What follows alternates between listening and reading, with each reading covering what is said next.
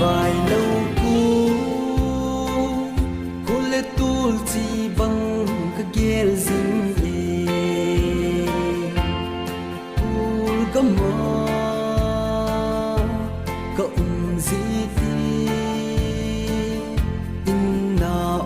đi cái ghé gì e cô xin chẳng đi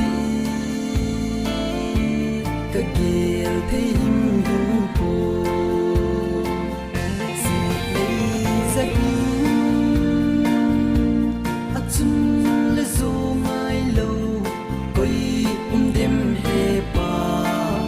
ngày đàn hạ phát in sung chỉ vài ho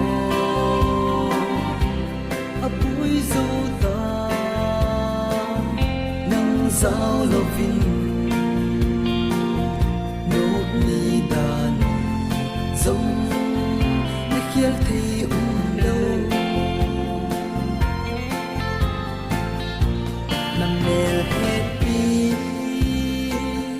chính xin là phát non ai lâm đón gì khen của thì mi ngài lúc ba mi hồn thô ba mi ba chát ba he ba nông va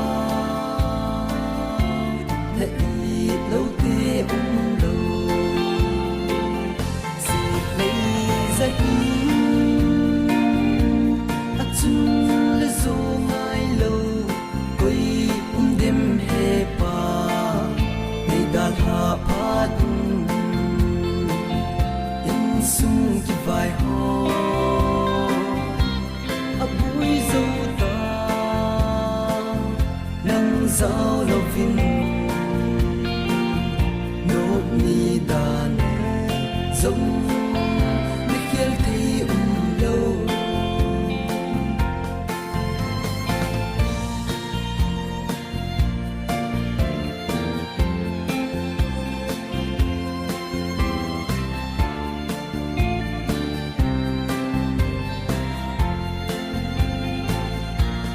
gì lấy kim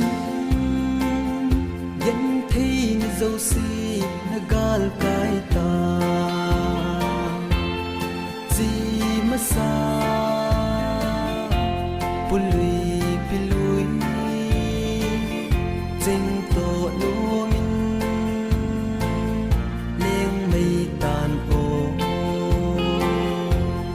cây hô tô phát tiếng lên khom cao tê gì lấy ra